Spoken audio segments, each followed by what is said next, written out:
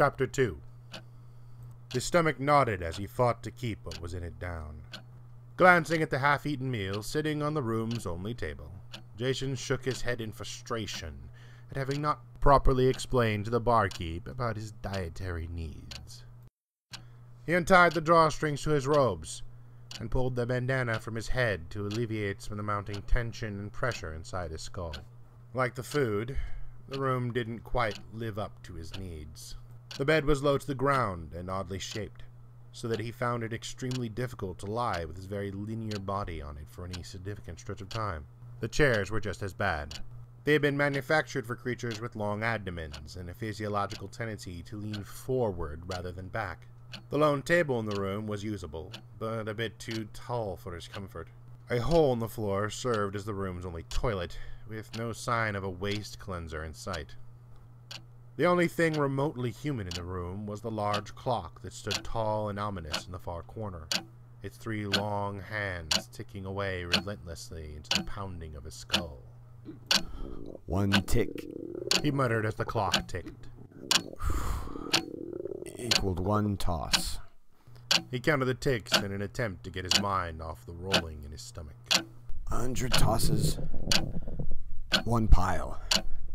The nausea reached up into his head, clouding his mind as it constricted his guts. 100 piles to a mound. He breathed out painfully and forced himself to keep counting. 100 mounds to a round.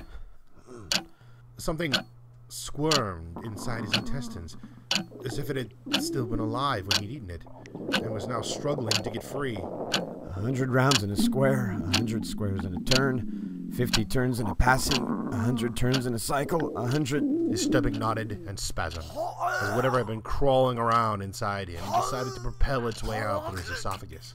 Jason barely had time to reach the hole in the floor before his previous meal came wriggling and still very much alive out of his mouth. His head was still half buried in the hole when he heard a knock at his door. Every muscle in his body stiffened instinctively. Wiping sputum from his chin, Jason tried to think of a reason why anyone would be outside his door, or even who knew that he was there. Every idea he had was not good. The knock came again. He retrieved his projectile weapon from its holster on the bed, and then prayed that whatever he'd eaten had either all wriggled out of him, or at least stayed dormant until later. He took up a position on the far side of the door. Jason felt naked without his mask and armor, but it would take too long to get them both back on properly. Still fighting back nausea, he silently cocked the hammer back on his firearm and placed the voice modulator up to his throat. Yes? His voice cracked through the door. It's me. A very grizzled voice responded in Calabrian. Come in. Jason responded in the beetle's own tongue. Securing the bandana to his head, Jason unlatched the lock, but he remained vigilant to one side of the door. The Calabrian crawled through. The toss the sextub's head came into view, Jason pressed the weapon's barrel against his head. The Calabrian froze. Where the frack have you been, Beltrain? Jason cursed in the human tongue of Arcadia. A projectile weapon. Beltrain laughed nervously. Not that many moving parts. No electricity for me to drain away. The antenna atop his head explored the barrel of Jason's weapon.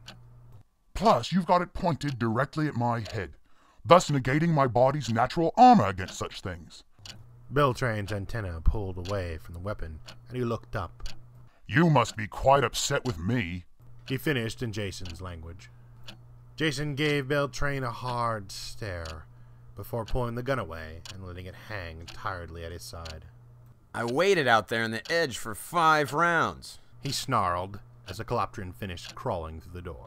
And now, not more than a mound after entering town, here you are, knocking on my door. He turned to reholster his weapon in the armor that he still had laid out on the bed. There were recent complications that prevented me from making contact with you. Beltrain explained as he stood up. I apologize for that, but I hardly think that it warrants a gun to my head. He placed 2 of his hands on the sides of his shell. You know how much I hate having to come into towns like this one. Jason snapped back. The Calabrian's wings fluttered momentarily in irritation, as if he was the one who had been inconvenienced. What makes this town any different than any other? Jason smiled. My cargo. The Cloprian's antenna stiffened in surprise and anticipation. Taking 2 steps closer, he laid all 4 of his hands upon Jason's shoulders in disbelief. You found it. The old beetle's mandibles clattered with excitement. You have my money? Beltrane's antennas curled back in irritation. Some of it. He leaned in close. I want to examine what you have before I decide to pay. Jason walked over to his pack. After a few piles of rummaging around inside, he pulled out a small metal case and placed it on the table. The price has gone up, by the way. Beltrane waved Jason's comment away as he slid into the chair next to the table. His 4 hands carefully caressed the metal case. With a slight intake of breath, Beltrane slowly opened it. A cylindrical cog, glittering like liquid metal, sat comfortably within the hard, protective polystyrene foam inside the case. Strange holographic writing that shifted and changed with every reflection of the light covered its exterior. Occasionally, the clog would shimmer like ice, yet it was solid and somewhat warm to the touch. Picking it up with all 4 of his hands, Beltrane brought it to his eyes and looked upon it with great awe. A transformer cog.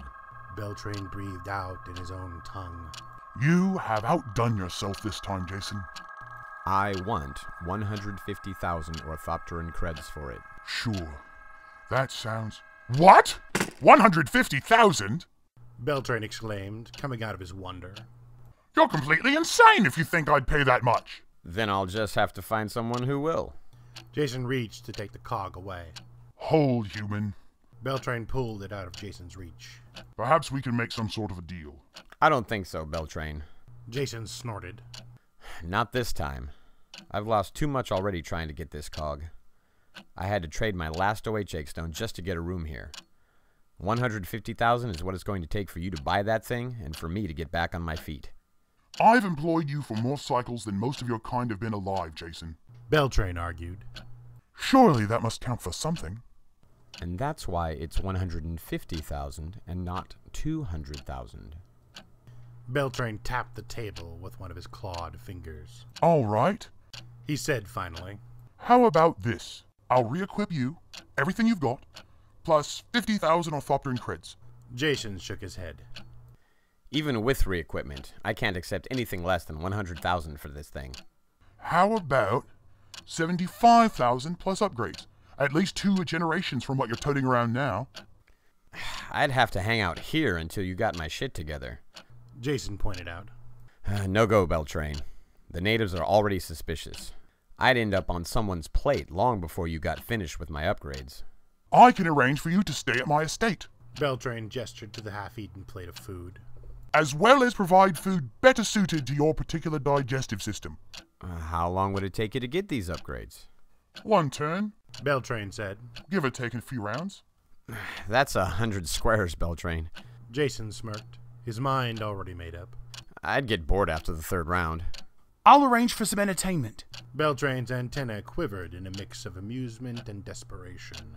Deal. Jason reached out his hand to shake one of Beltrane's. But I keep the cog until you're done. Deal.